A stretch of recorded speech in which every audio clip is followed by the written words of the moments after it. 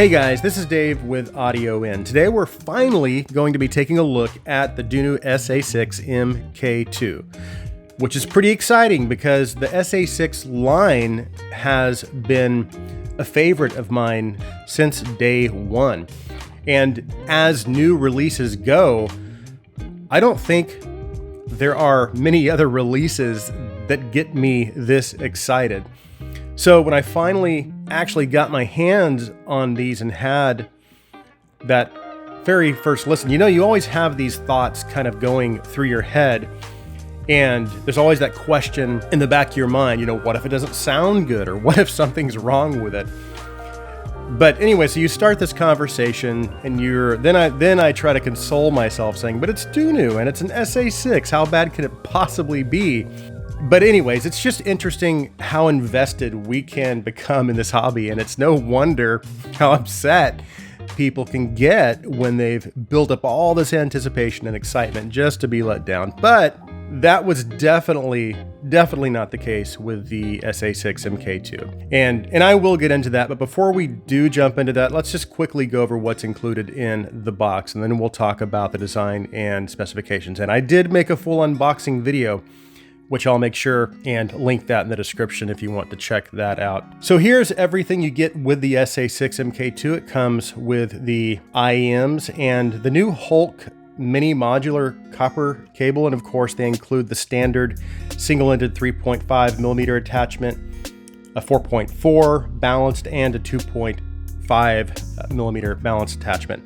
It also comes with a very nice case and an excellent assortment of tips, including one of my new favorite tips, the S&S tips, and this time they also included a pair of 13 millimeter extra large S&S tips, which fits my ears perfectly. And then they also, of course, they include a 3.5 to 6.35 headphone adapter and a cleaning tool. Now, as far as the price, design, and specifications, it's going to be released at $579, which is great because the Ultra was $599, so they have come down in cost a little. And of course, like the original and the Ultra, it has a 6 balanced armature driver configuration. Now, as far as the design, they did change it quite a bit from the original and the Ultra. The biggest change being with the shape and the size. And as I had mentioned in the unboxing, not only is the faceplate larger and shaped differently, the actual body or shell is just larger as a whole than the original and the Ultra. And I believe I read somewhere Dunu was kind of going for more of a pseudo custom look and fit. And what's interesting is these fit my ears very well despite their larger size. And I've had several longer listening sessions and have had no ear pain or discomfort at all. But that's just me, so that's just something that you may want to be aware of for those of you who maybe have had fit issues with IEMs in the past. You might have smaller ears, but these are a little bit larger. But going back to the faceplate and design, I absolutely love the approach they took with the design. And like the original and the Ultra, they did still stay true to the general SA6 aesthetic and implemented the stabilized wood faceplate design, but they've gone with more of a natural wood look as opposed to using the custom colors, which honestly, this is absolutely my favorite design so far. I just love it. And combined with the Hulk mini modular cable, it just makes for an overall gorgeous looking combination. And, I had just said it's my favorite in the SA6 lineup, but I think it might even be one of my favorite designs out of my entire collection.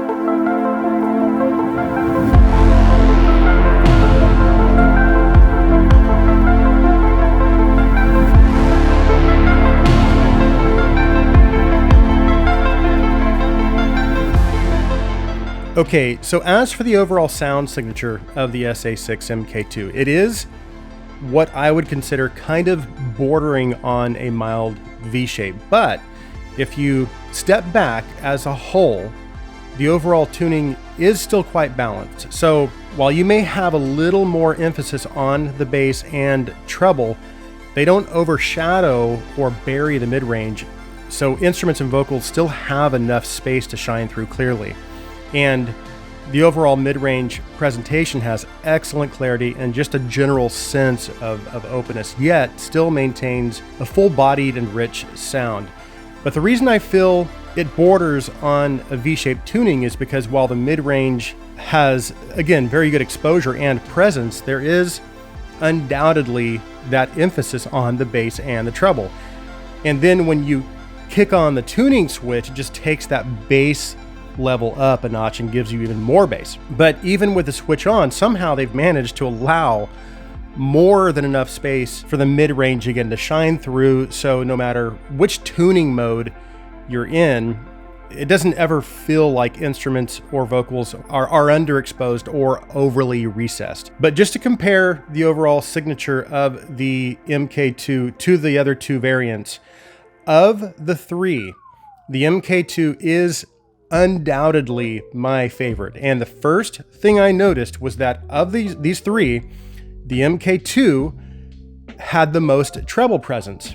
But the mid-range, while having maybe some very slight variations in the tuning, generally all sound the same on all three. So not much difference between the three in the mid-range, other than to say the Ultra is maybe slightly more mid-centric overall than the MK2. And as far as bass quantity, the MK2 is basically the same as the original. However, it does have more bass than the Ultra. So basically, if you own the Ultra, but like a more mid-centric presentation, then just save your money and keep the Ultra. But if you want more of a V-shaped and exciting presentation, then you may want to consider upgrading to the MK2 or even just add it to your collection, because it is different enough, in my opinion, to justify having both of them in your collection. And if you own the original SA6 and are considering upgrading, then the MK2 is unquestionably an upgrade in almost every way over the original.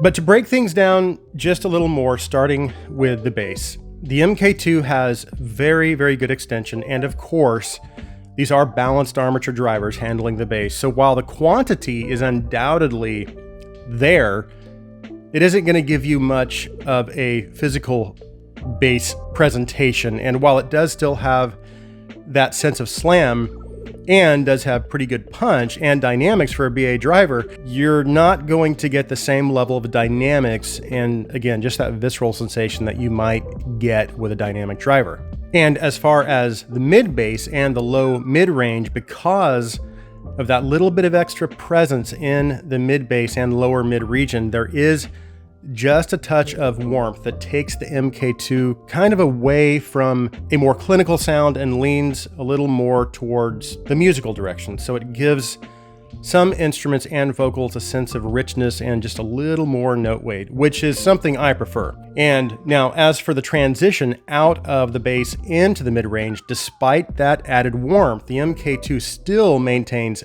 excellent mid-bass texture and low mid clarity, as to allow instruments to keep that full-bodied sound without hardly losing any detail or resolvability. And moving into the mid-range, as I mentioned earlier, despite the extra bass and treble presence, the instruments and vocals that fall into that area still have a good amount of exposure. And while the Ultra may have a little more mid-range presence when comparing the two, I still feel that the MK2 sounds just a little smoother in the mid-range and even a little more natural to my ears. The MK2's mid-range detail and resolvability is also excellent, and that carries through into the treble as well. As a matter of fact, in my opinion, the MK2 gives you just a little more treble detail than the original or the Ultra. And of course, there is also plenty of upper treble presence. So if you like that sense of air and sparkle, this will definitely deliver that.